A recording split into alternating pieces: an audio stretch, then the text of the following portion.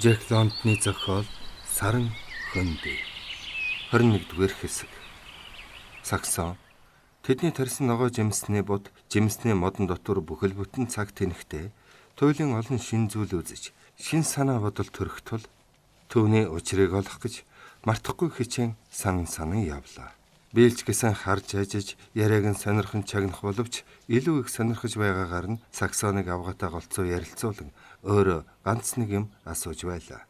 Хашаан доторх нь байшингийнх нь урдахтай ижил цэвэр цэгцтэй.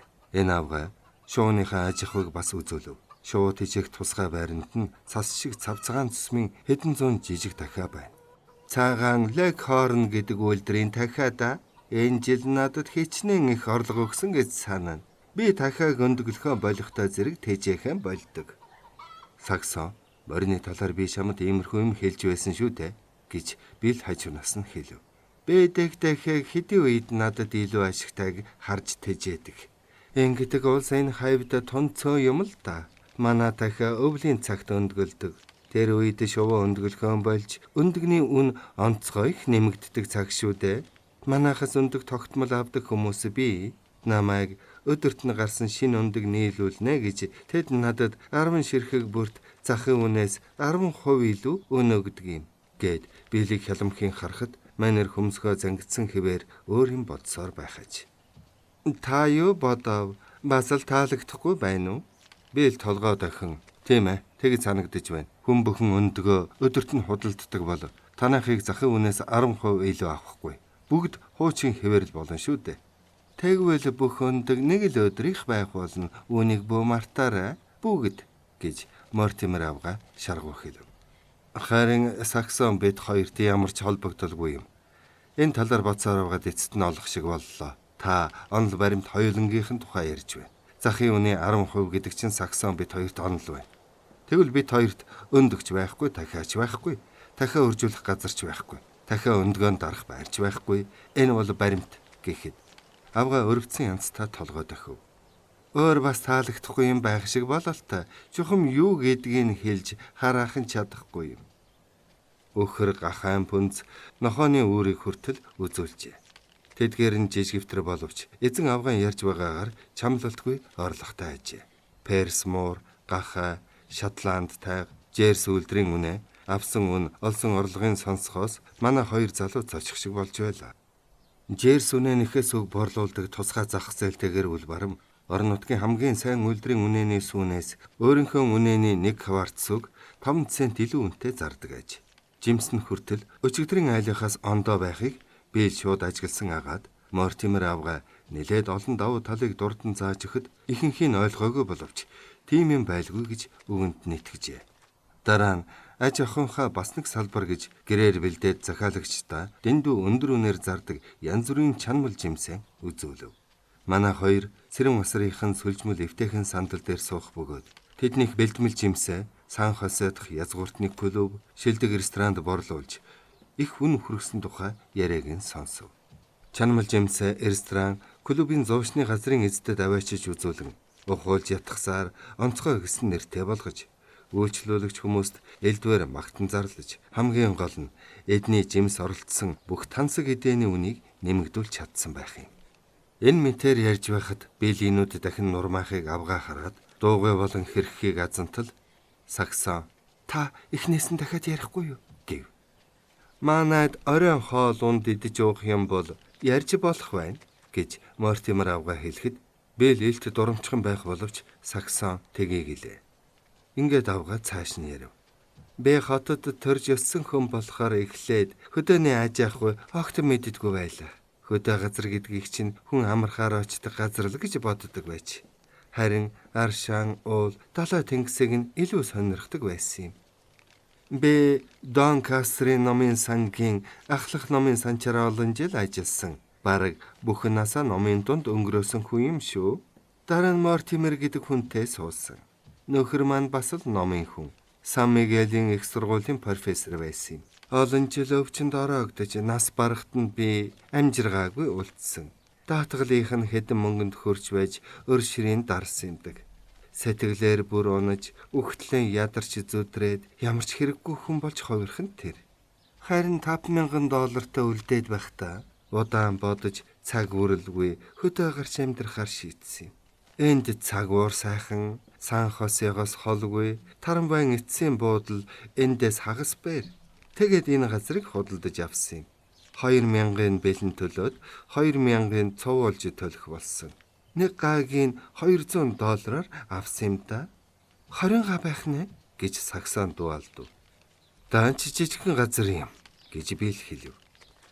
Ихэ дэндүү их гэж давын өмнө 10 гаагийн түрээслүүлсэн.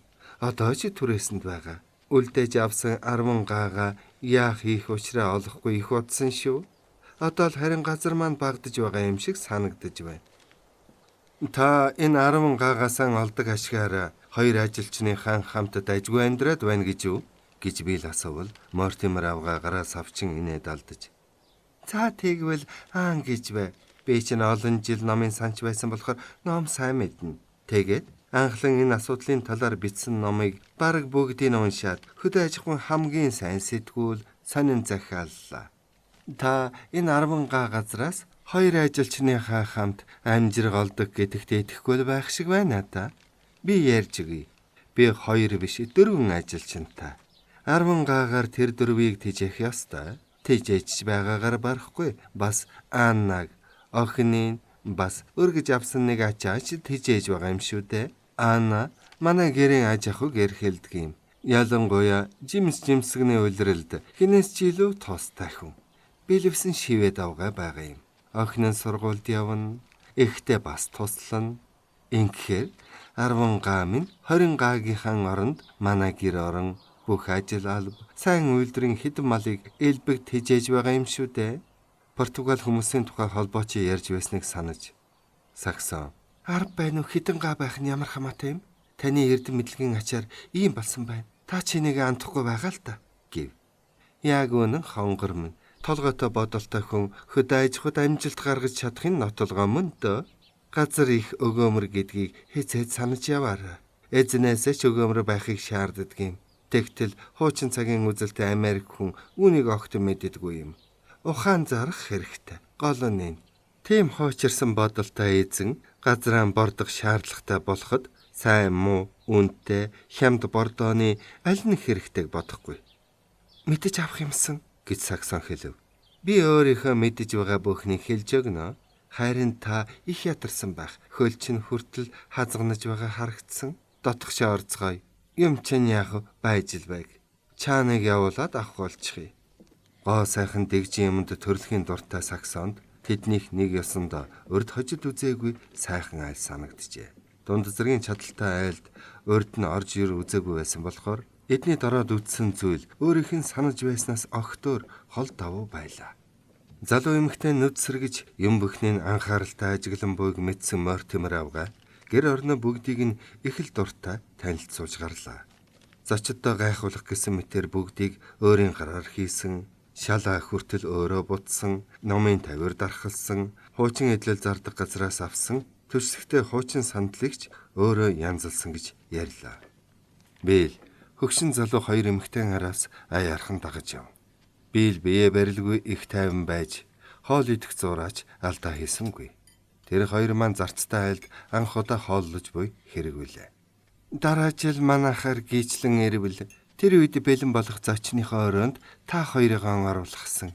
Одоо даанч тийм завшаан байсангүй дээ гэж харуулсан хэлэхэд Билл зүгээр одоо ч гэсэн танд талархаж байна. Бид 2 санхосоод очиод зочид буудалд хонно гэв. Мортимер авгаа тэр 2-ыг багтаах зайгуудыг харамсаж байгааг Саксон ажаад ярианы чигийг өөр тийш нь залж дахин өөрийнхөө тухай аж ахуйн тухай ярьж өгөөч гэв. Газрын үнэнд $2,000 өгсөн гэж би та 2-т ярьсан байхаа. Ажлаа явуулахад $3,000 үлдсэн. Садан төрөл найз нөхөд маань намайг балрах замдаа орлоо гэлцэж байсан. Би ч бишгүй алдаж онож мөнгөнөж үтсэн. Хөдөө аж ахуйн мэдлэгээ өргөдгөж байгаагүй бол бүр ч их алдах байсан. Одоо ч гэсэн ном сэтгүүл өргөлж шагаад суудаг гэд ханыхаа тавир дээр байгаа ном сэтгүүлийг заав. Бэ сурч судалахыг алгуурлаагүй. Шинээр юу болж байгааг цаг тухайд нь мэдэж байх гэж Хатуу шийдсэн болохоор туршлагын станцуудын тайлангаас зарим юм хуулж авна. Аль дивангарын аргаар ажилдаг манайхны фермчид ёстой холиан бантан болгодгийн ч төдхөн мэдсэн. Гэсэн ч бүгдийг мэдэх хаа байх вэ? Тэдний молгой бодол өөрсдийн юунд хүргэдгийг та нар яаж мэдэх вэ? Тэдэнтэй зөвлөж, шин сургаг асуудал хэлэлцэж, хуучирсан арга барилын шүүмжилж, дөрвөө бохшиг зүтгээд байхаар нь та нар ядахта ингэж мохор сохор юмнасаа үхтлэн зууралддаг учраас хэлэлдэ гэхэд байх байдгаараа явах төдийгүй, харин ч намайг солиотой амтан өөрийнхөө нүхийг өөрөө малтаж байна гэж хоорондоо ярилцаж байсан юм. Гэхдээ та ялсан байна. Та ялсан байна. Мортимер авга саксонд талархан инээмсэглэв. Би яаж баларчхаагүй юм гэж заримдаа өөрөө гайхдаг юм. Гэвч миний удам судрынхан сүрхий махруулс байсан. Газраас холдоод удсан ч цоо шинээр эхэлж чадсан юм шүү. Өөрт минь зөв гэж бодсон зүйлээ ажил болгож ирлээ. Жишээ нь жимсний цэцэрлэг маань ямар байсан гэж санана. Арчаагүй юм байсан. Ёстой арчаагаа алдсан байлаа. Миний өөрчлөснийг үзээд Кэлкин сувгны зүрх дэлбэрэх төгсөн юмдаг. Одоо харахгүй юу? Тэр байшингийн оронд баахан эвдэрхийн новш байлаа. Тэнд нь төр орж байгаад үнэний пүнз гахаа шууны байрыг хубуулгасан. Манай хажуу хөршийнх нь намайг хараад бор гэцээ тэж ажил байвал бар биш үү? Өөрхийн бэлэвсэн авгаа ухаангүй дими юм хийж байна гэж толгой сэгсрэн санаа алдцгаадаг байсан юм. Түүгээр чи барахгүй намайг ихийнхээ цагаан сүүнээс дөнгөж гарсан Честер үлдрийн 3 жижиг тоорыг тус бүр $60 авсныг мэдээд хэлэх үггүй мэл гайхаж цэл хөхөрч байлаа. Дараа нь сайнта муута бүх дахиагаа бүгдийг зах дээр гаргаад оронд нь цагаан легоре авсан. Эдлэнгийнхэн хамт надад ирсэн 2 хөгшин үнээг махны 8-ачинд $30 зарчхаад Жерсийн цэвэр үлдрийн 2 гунж аваад шууд ашиг олж эхлэхэд нөгөө өвгөн Кэлкинс гардаг суун эзэн тижээлийнхэн өртгийгч нөхөж чадахгүй болсон нөгөө муусан лоймл хідэн үнээгэн дэлэнцээр үлдэхгүй юу? Бэл цаашаасан байдалтай толгойд охид сууснаа саксонд бэ чамд адууны тухай иймэрхүү ярьсныг санаж байгаа биз дээ гэж бас асуугаад нөгөө авгаа ингэж ярих нь их сонирхож буйд урамшин адуу мал сүрхий мэддэг хүний дүртэй ярив. Бэлэг тамхи татгаар гадгаж гарахад Мортимер авгаа саксоноос хоёулангийнхэн тухай асууж Бэлэг Фокс дуртай урагчдыг зоддог гэдгийг сонсоод өчүүхэн ч дургутсан байдал гаргасангүй. Харах царайнаасаа хандашгүй тун тохитой сайхан залуу юм. Танд мөнжих хайртай. Танаар ихч багтаж явдаг хүн байна да. Янз нь ялангуяа таныг ярихаар хажуунаас чинь хичнээн дотн харна. Би үгээр хэлье гэвч үг дутаж байна. Таны санаа бодлыг хүнддэгдэг хүн юм. Тиймгүй бол өөрийн чинь сэдснээр юу гэж ийм аялалд гарах вүлээ гэснэ. Хонгор минь чи азтай, их азтай хүн юм. Эр хүний ухаан гэдэг юу болохыг чи харах мэдэхгүй байгаа. Төлөвлөж бодсон зүйл чинь зөв гэдгийг ойлгохоор юу болно гэж бодож байна? Та харж л байгаарай. Гайхмаар хөдлөндөө тэр цагт чамайг дагуулахгүй. Харин одоохондоо чиний үгээр л явж байна. Хотын хүн гэдгийг л мартаж болохгүй шүү.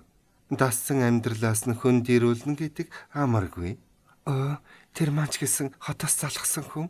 Тайн шиг залхаагүй дээ. Эр хүний бодол хүслийг ганц хайр сэтгэлээр хааж чаддаггүй юм. Хотод чи нөхрөөсөө илүү хэлмэгдэжээ. Чи хүүхдээ хүртэл алдаж явж шүү дээ. Өр хүүхдтэй болох, хүүхдээ хайрлах талаар чиний сэтгэл зүрхний зовлон яаж гүйцэх вэ? Мортимер авга биелэг орж ирэхэд урдаас нь миний арга барил танд юугаараа таалагдахгүй байгааг ойлгоо биз дээ гэхэд Бэл суу гэсэн сандал дээр нь сууж ойлгох шиг боллоо. Уган гэтэл авга хөлөөгээрээ наадах чинь сайхан том бүх сандал таач том биетэй тэнхээтэй хүн. Харин эхнэр чинь их ядарч айлв та хоёр гэснэ. Саксоныг өвөр дээр нь суулгав. Хуухаа ингээд сууцгаа. Хамтдаа та хоёр зурсан хөрөг шиг харагдаж байна. За одоо та миний амжиргаанд хүрсэн арга барилаас санаандаа таарахгүй байгаа юм хэл л дээ. Огана таны арга барил буруу биш юм. Таних тун зөв гайхалтай.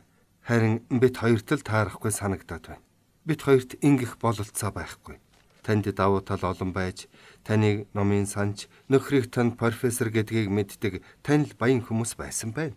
Танд гээл өөрөө ч ойлгохтой мэдэхгүй байгаа санаагаа хэлэх үг олдохгүй төгдрөв. Танд бидэнд байхгүй боломжууд байж. Та бол боловсралтай. Юу гэмээр юм дээ? Тэсвэр гаргаж чаддаг, ажлаа яаж хийхийг мэддэг хүн юм. Бид хаанаас тийм байх вэ? Гэсэн ч хөөмөн сурч болно шүү дээ. Бэл толгоос ихсрэв.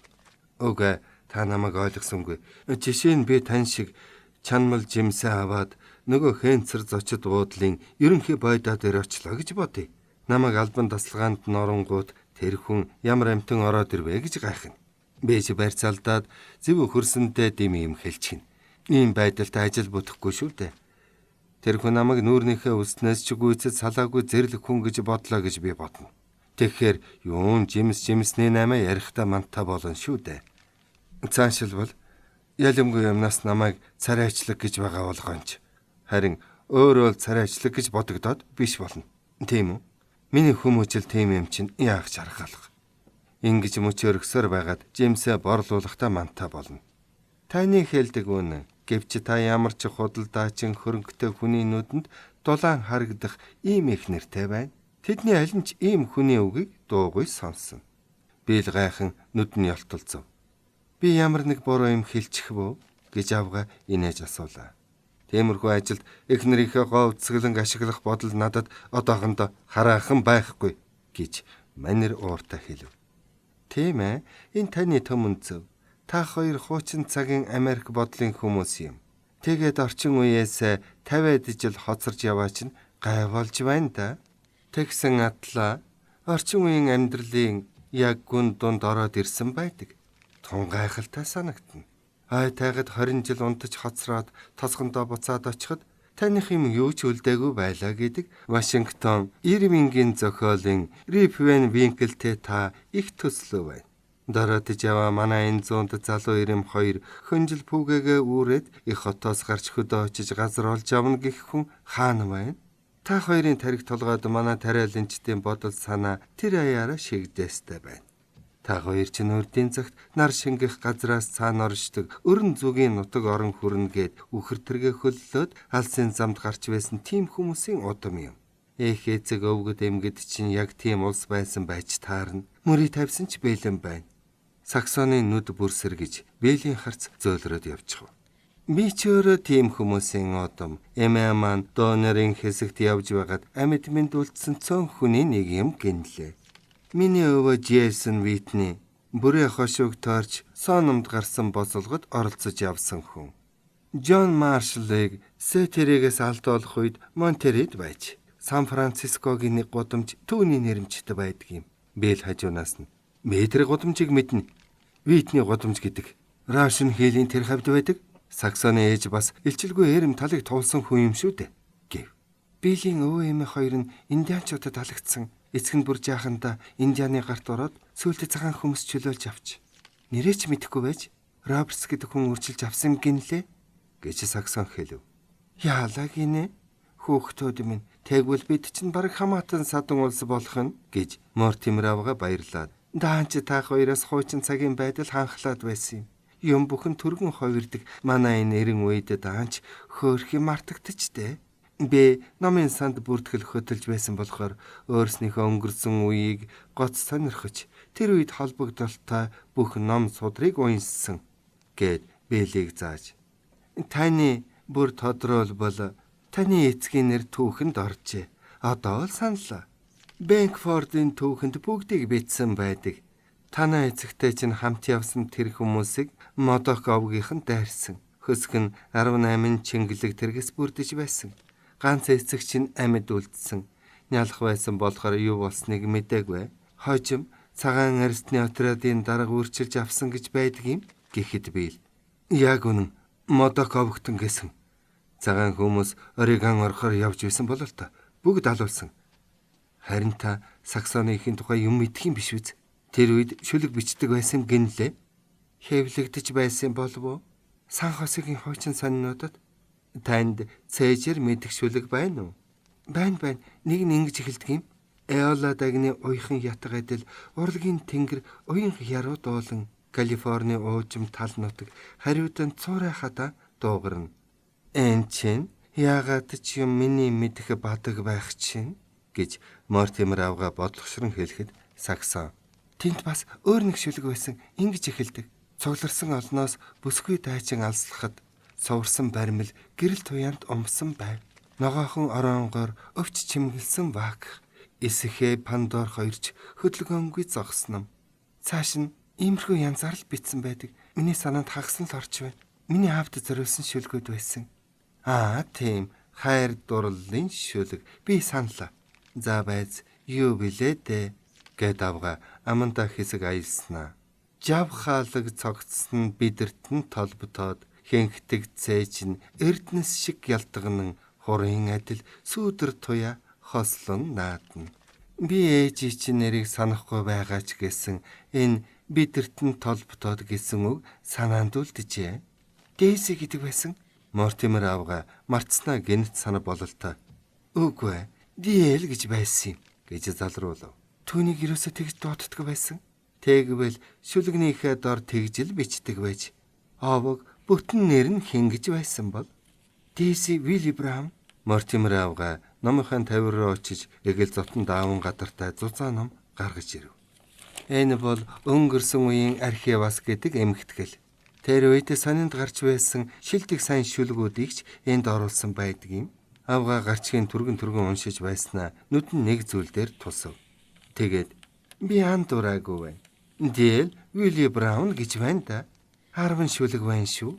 Викингийн аян, алтны хойноос үнэнч сэтгэл, Кабалеро, Little Meadow-гийн булшнууд гэхэд Саксоны сэтгэл ихэд хөдөлж тэнд манайхан индианчуудын тархитыг няцааж байж ээж минь тэгэхэд жаахан охин байсан. Тэгэд шархацсан хүмүүст ус авчрах гэж лагераас гарч гүйсэн. Индианчууд түүнийг харавхаа болсон. Гайхмаар юм болсон гэдэг гээд Саксон биелийн өвөр дээрээс босон харайж тэр шүлгүүдийг чи үзье надад үзүүлээч. Миний үзээгүй шин шүлгүүд байх нь хоолж бичиж болох уу? Чээчлээ. Үгүй ээж минь шүлгүүд байна шүү дээ гэж дууалтав. Мортимер аавга нүднийхээ шилийг байн арчих бөгөөд Саксон ихийнхэн бичсэн тэр эрхэм нандин шүлгийг хагас цагийн турш шимтэн уншиж байлаа. Би л аавга хоёр дувгүй сууцгаана. Саксон уншиж дуусаад номын чухам тэр хууцыг хуруугаараа тэмдэглэж номноос нүд салгалгүй байснаа гүнээ бишрэн хүндэтгэх сэтгэлээр би мэдэхгүй явж, юу ч мэдэхгүй явж гэлээ. Мортимер аавга хагас цагийн турш ямар нэгэн юмны тухай ихэд бодож байсан бололтой байснаа өөрийнхөө төлөвлөн бодож буй санааг ярихдаа туршлагаасаа харвал газар тариаландж сүүний аж ахуйдч эрчимтэй арга хэрэглэхийн давуу талыг ойлгосон болохоор бусдад түрээслүүлсэн газрынхаа хугацааг дуусмагц тэр газар дээрээ сүүний ферм байгуулж тэр фермээ ер нь бүхий л зүйлээ үлгэр жишээ болгохын тулд ажиллах хүн авах хэрэгтэй болно. Та хоёр л жоохон таарах улс юм. Иргэжил барьж дуусах байшинтаа суулгая. Одоохондоо өвлийн цагт бэлд ямар нэгэн ажил өгч цаашдаа тогтмол ажлын баталгаа өгнө. Тарамбайн эцсийн буудлын тэнд жижигхэн байшин байгаа. Тэрнийг хөлслүүлнэ. Миний хяналтанд дор барьж байгуулах ажлыг би л шууд хариуцах болно. Ингэж бага цаг мөнгөний ажил хийж яваанда өөрийн гэсэн аж ахуйтай болоход бэлдэх. Тэр хооронд жухам яах ийхэн сайтар бодож ажиллавал яасан юм гэлээ. Ингэж илдвэр ятгсан боловч цаад хоёр нь хөдөлж өгсөнгүй. Ингээд сүүлд нь Саксон хоёр биенийхээ санаа бодлыг хэлв. Бид хоёр танай нөхөн тийшиг ийм сайхан газар байлаач гэсэн анх таарсан газраа зогсох бодолгүй болсон. Ер нь жохом яахыгаа шийдэж чадаагүй л яваа хоёр шүү дээ. Цаашаа явж олон газар үзэж аж ахуй эрхлэх олон газар мэдэж баймаа чинь яахыгаа шийдэх болно. Яаран шийдэж болохгүй. Буур суурьтай хөдлөх хэрэгтэй. Түүнээс гадна бид хоёр тэгшхэн цагаан тал газарт төдийл дуртай биш. Би л уул толготтой газарт дуртай. Би ч бас тийм гэж хэллээ. Тэр хоёрыг явах болоход Мортимер аавга Саксонд нөгөө өнгөрсөн үеийн архивас гэсэн эмхтгэлэн бэлгэлэхэд зүгээр авахгүй гэж толгой сэгсрэн биелээс мөнгө авч $2 үнэтэй ном байна шүү дээ. Та ийм ном худалдаж аваад хадгалж байхгүй юу? Төвхнөж суурьсан хойноо танд захаа бичиж. Тэгсэн цагт та номын минь ирүүлээрэ гэд мөнгө өгөхөд аавга мөнгийг авч нүдэ онийлгон манай Америкчууд ажил хэрэгжин юу болж байгаагаа үе заавал бичиж байгаарэ гэд их зам хүртэл гаргаж өгөв. та хоёр их сүрх явуулсан юм. Би болдгсон бол мөн пүүгээгээ ингээд үрчгсэн та хоёртай хамт явахсан сайхан залуус юм. Миний тус хэрэг болмоор бол мэдэгдэж байгаарай. Та хоёрыг аз жаргал ухтах байхаа гэж найдаж байна. Би ч бас хувь нэмрэн оруулахсан. Сангийн газрын талаар бүтэмжтэй болвол надад бичээрэй. Уг нь би сангийн газар гэдэгт нэг их итгэдэггүй юм. Ямар ч болтугай борлуулах зах зээлээс дэндүү хол байх вэ? Мортимер авга биелийн гарыг барьж саксоныг чанга тэврэн үнсээд чихэнд нь чин үннээсээ ингэж хэлв. Шантарч болохгүй шүү. Гэхдээ та хоёр ялна. Зөв замдаа орсон байна. Миний үгэнд ороогүй чинь ч зөв. Гэхдээ би та хоёрт тавьсан саналаасаа эннээсээ нилээд илүү саналаасаа ч буцахгүй гэдгийг санаж яваарай. Хизээл бол хизээ. Аль чинь залуу байна. Яарах юу байх вэ? Нас гүйцэхгүй гэх юм биш. Хаан ч төр суух боллоо гэхэд надад мэдэгдэж байгаарай. Би хөдөө аж ахуйн янз бүрийн материал тайлан явуулна шүү. За баяртай. Та хоёртоо ихийн их амжилт хүсэн ерөөй гэж хэллээ. Тэр орой Бил зочид буудлын жижигхэн өрөөнд орныхоо эрэмгийг сандаал суугаад бодлогошрон байснаа урт гихчээр санаа алдаж хорвоод бас сайн хүмүүс байдгийн байна. Мортимер авгааг бодолдоо. Хал үзэж хашир суусан жинхэнэ Америк гайхалтай сайн хүн юм гэхэд Саксоны санаа нийлж ухаантай боловсралтай хүн гэхэд ийм ажил хийхдээ огт ичсэнгүй. Бүгдийг өөрийн гараар босгосон байна гэв. 20 га биш 10 га гэсэн. Худалдаж аваад баахан сайжруулж өөрийгөө бас 4 ажилчин тогооч шивээ давгааг охинтой бас нэг ач хүүгэн тэжээж байна. Итгэмээргүй санагдах юм. 10 га. Миний эцэг 160 гаагаас баг газрыг газар гэж тооцохгүй байсан. Чиний ах тоомч гэсэн бээрээр л ярьдаг байсан. Гэтэл энэ эмэгтэй ёстой гомбой гоцон толгой ганц бие эмэгтэй хүн ийм юм хийсэн байна. Чи бит хоёр тийм хүнтэй тааралддаг маань их аз шүү. Адал явдал биш гэж хэлэхгүй биз дээ. Замд яваа хүн заавал нүд тайлна.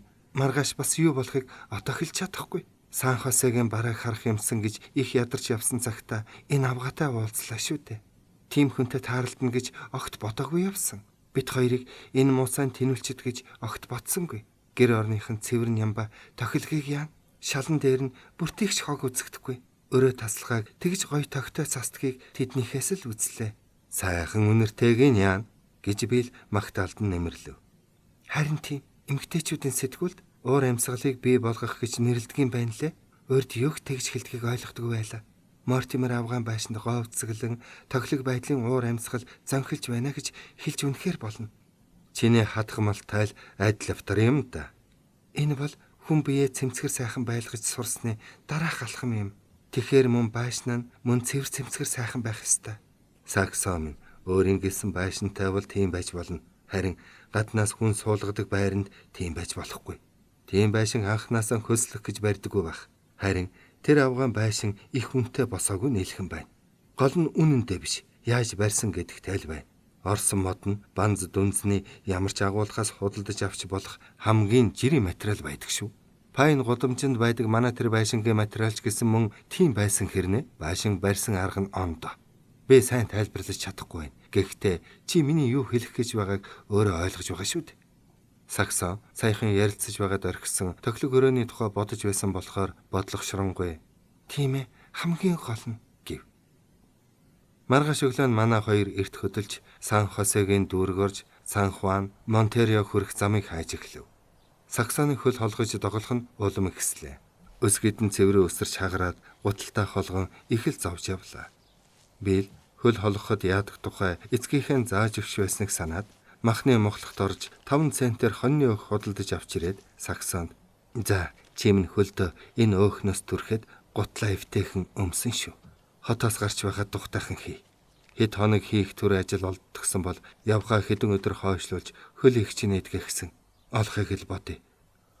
Хотын захад гарч Саксоныг засмал зам дээр орхиод тэртээд харагдах том ферм рүү очихоор Бил яваад их л баяртай буцаж ирлээ. Сансан хэрэг сэтгэлчлэн бүтлээ. Тэр хэдэн модны дэргэд очие. Тэр бүхэндээ горигтой юм. Тэнд очиж буй. Би маргаашнаас ажил хийнэ. Өдөрт $2 авна. Тэдний хоолыг идвэл бүтэн $1000. Өөрийнхөө хоолыг л идэ. Хоол явж цаг гарцдахгүй гэсэн. Тэнгэр сайхан байна. Хэд хоног болоход хөл чинь идэх хэрэг байх. За, алив явъя. Нэг сайхан дог цуслан бэлдээ. Буух газар шилж голын эргээр явах зур сагсан. Чи ажил яаж олов? Гэв. Төвхнөж байгаад яри. Зүүчгэл юм болсон. Тэд дэвсгэр засаж гал түлж тогоонд хийсэн буурцаг буцалгаж эхлэхэд Бил сүүлчийн тэвэр хуурай мөчр галынхаа хажууд авчирч хаяад ингэж хэлв. Нэгдүгээрт Бенсон бол хуучны яхир өвгөн огт биш. Харахад фермерч гэж хэлмээргүй. Орчин үеийн сүрхий авахалчтай хүн хэлж байгаа хийж байгаа нь жинхэнэ үйлдвэр худалдааны эзэн гэсэн үг. Өөртөө нь уулзахаас өмнө аж ахуй дээр нь очихдоо л шууд ойлгосон.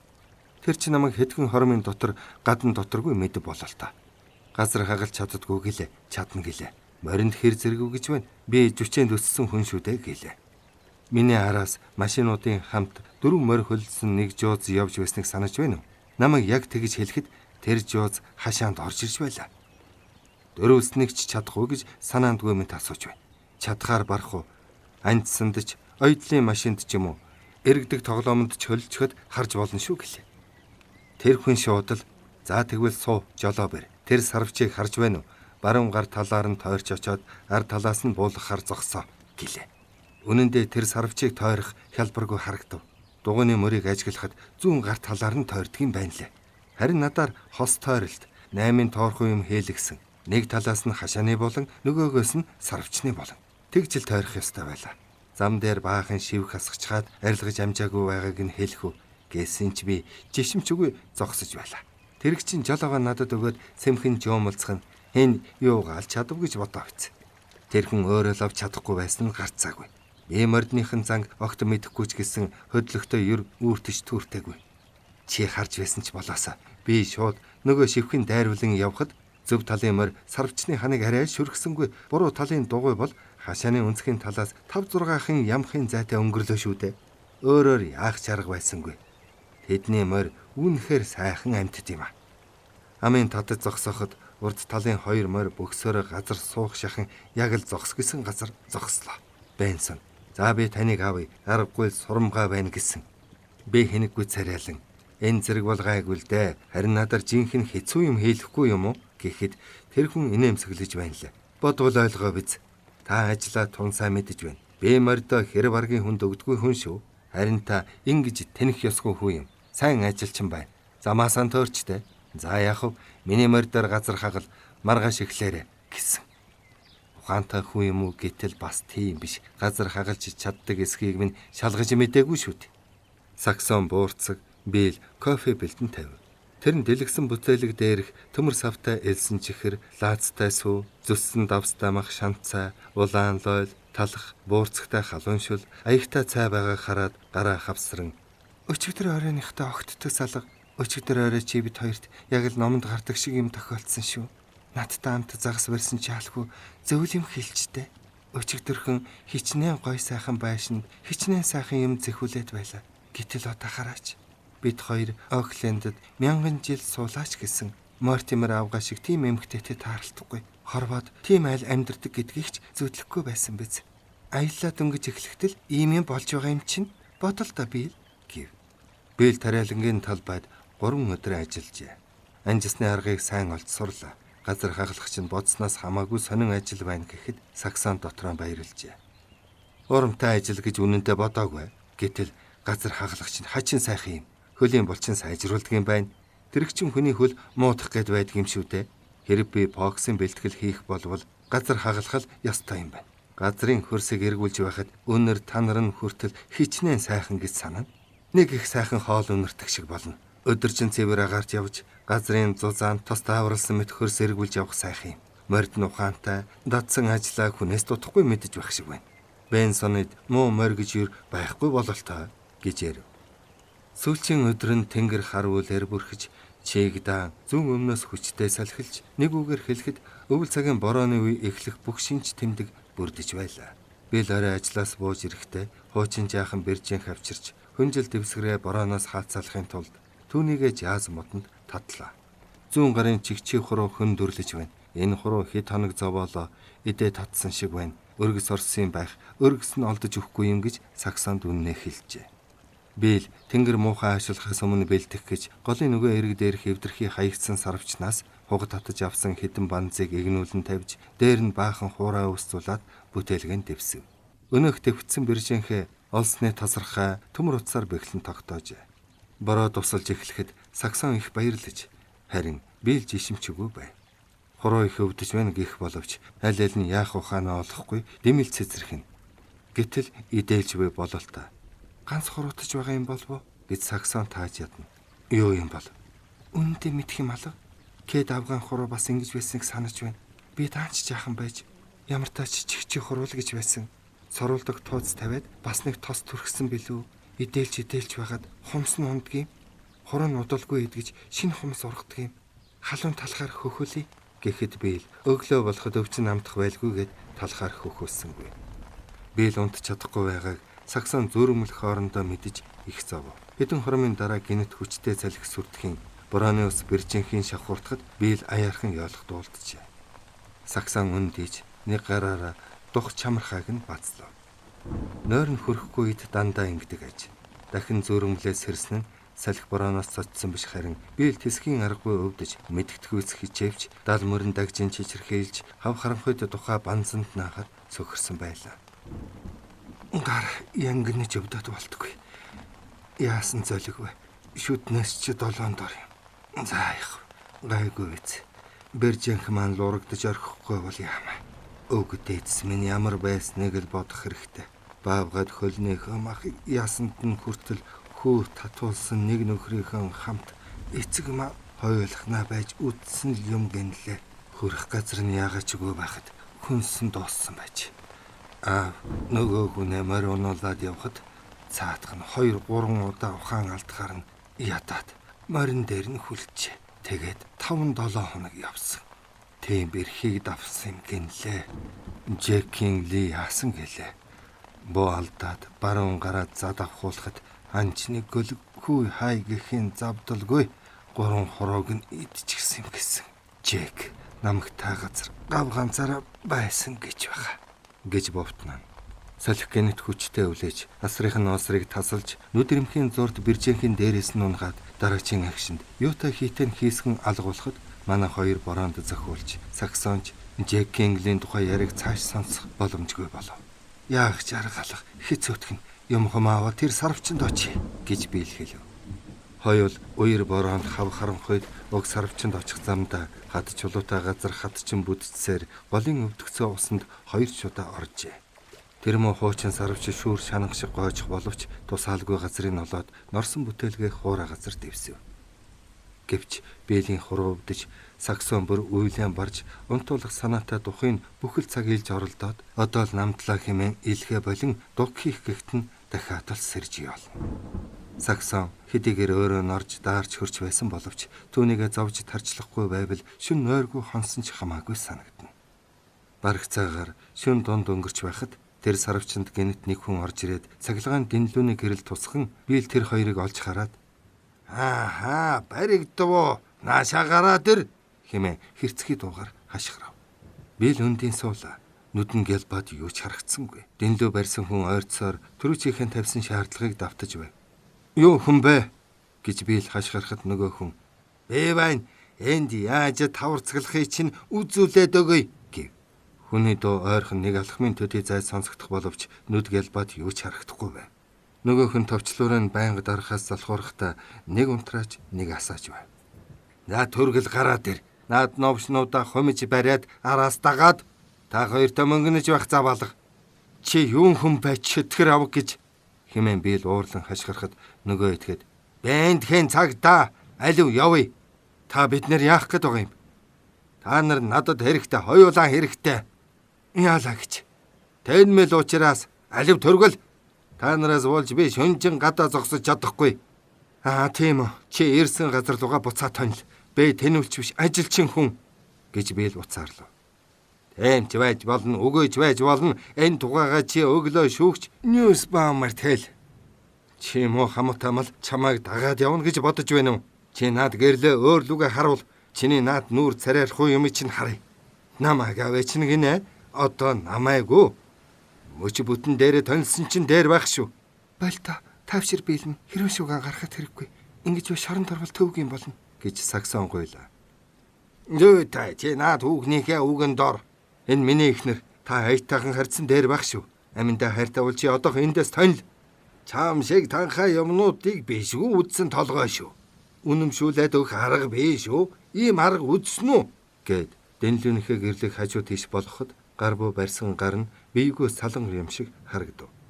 Дэнлүүний довчийг дарахад барсхийн болиход хий үзэгдэл мэт алга болж байв. Тинхүү агшин зур буу атгсан гар нь нэг үзэгдэж нэг алга болж байлаа. Одоо надтай хамт явахгүй гэд яах юм гэж цагдаад айчгнахад бийл. Харин чи явах зөврөөгөө танилж чадахгүй болов за гэтэл гэрэл дахин асч цагдаа нэг тийш хөдөлмөгц Дэнлүүгээ газар унгав. Бийл цагдаа хоёр Дэнлүүг уралдаж ирж тэмтэрэхэд бийл өртөж олоод цагдаа руу гэрэл тусглаа. Улдаас нь цов нөмөрсөн сахалтай цагдаа үгэн байх бөгөөд цувнаас нь ус горих мэт гоожно. Иргэний дайнд ам өргөдөгсдийн булшинд цэцэг тавих ёслолын жагсаалд оролцогч ахмад хүмүүсийн дотор иймэрхүү хүн байхыг Саксон нэг бус удаа үзжээ. Дэнлүүгийн минь аль гэж цагдаа хахир дуугаар хашгирахад бийл хариуд нь даажигнан инээ. Өгөхгүй бол буудлаа шүү. Цагдаа бийл рүү буугаа онлоход хүрэн дайцтай сумнуудын толгойг ялалцсан. Бийл Дэнлүүний товчийг дарсаар байв.